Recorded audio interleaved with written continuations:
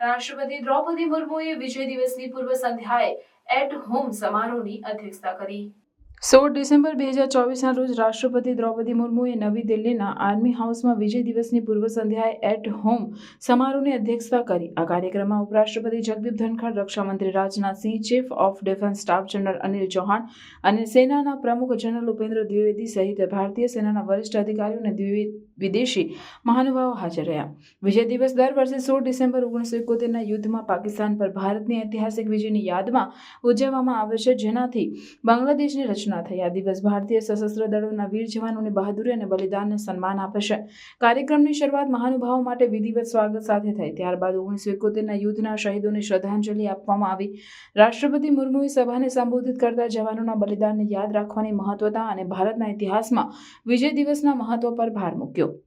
રાષ્ટ્રપતિ અને અન્ય મહાનુભાવો, વેટરન્સ, વીર નારી અને કૂટનીતિક સમુદાયના સભ્યો સાથે મળ્યા। કાર્યક્રમમાં ભારતની સમૃદ્ધ વારસાને દર્શાવતી સાંસ્કૃતિક પ્રસ્તુતિઓ પણ રજૂ કરવામાં આવી।